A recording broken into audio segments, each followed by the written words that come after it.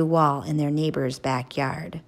They were looking at a branch that ran across the top of the wall. That branch is at least 20 feet high. You want to climb up there, walk across it, leap onto the wall, and then jump into the zoo? Yeah, good plan, don't you think? I guess that depends on what kind of animals are in there. Probably just a bunch of peacocks, Ella assured him. She suddenly noticed something about Richie. He was wearing leather boots instead of his normal running shoes. Where the heck are your shoes? In here, Richie said as he adjusted a backpack he'd brought with him, along with some other stuff, supplies, you know. How come you're not wearing them?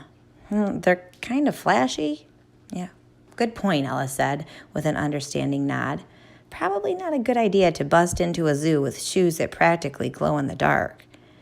Richie pointed to the tree and shifted the conversation back to a greater concern. You think that branch will hold us? Ella tipped her head and considered his query for a moment. Her answer came out like a question. Yes? That's convincing. Oh, come on, Richie. Don't go and wimp out on me. We shouldn't even be in this yard, Richie said. We're trespassing. Yeah, Ella said, but since we're about to sneak into the zoo in the middle of the night, I don't think standing on someone's grass is such a big deal. Richie couldn't think of an answer to that. Listen, Richie, we don't have a choice. I mean, we've already lost Megan to whatever's going on in that crazy zoo. Are we ready to lose Noah, too? Okay, Richie said. You're right. Ella nodded and sprang into action. With the grace of a gymnast, she jumped, twirled, kicked, and heaved her way up the tree. Within seconds, she reached the branch 20 feet in the air. With some effort, a little time to recoup halfway up, and a lot of grunting and whimpering, Richie managed to make his way up. Ella nodded at him and headed out across the branch, which ran parallel to the ground. She used smaller branches that stemmed from it for support and moved easily from one point to the next, stepping over patches of twigs and leaves.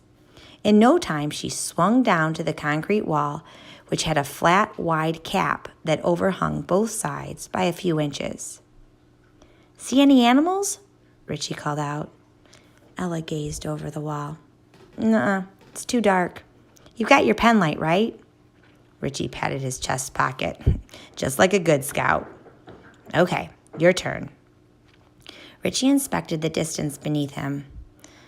Here I come, I guess, he said. He took his first step, slipped, and started to flap his arms to keep his balance. His hips shifted from side to side and his rear end pushed out in different directions. Richie, be careful! He managed to grab a branch and steady himself. After taking a few minutes to find his composure, he wiped his sweaty forehead and started again. He eventually traversed the branch and jumped down onto the wall. He pulled out his pen light. Let's see what's down there, Ella said. Richie tried to flick the switch of his pen light and instead flicked it right out of his hand. It clanked down on the wall, bounced once, and disappeared into the darkness of the zoo. The children stared down in disbelief. Oops, Richie said. Forget about it, Ella said. We'll take our chances. Are you sure? There could be more than peacocks down there. Well, let's hope not. They sat down on the wall and prepared to jump. You ready? Ella asked. I'm ready. On three? On three. Okay, here we go. Ella licked her top lip and started to count. 1, 2, 3. They pushed off the wall and plunged into the shadows. They free fell for what seemed to Ella a very long time, but was probably just a second or two. When Ella hit the ground, bolts of pain shot through her knees.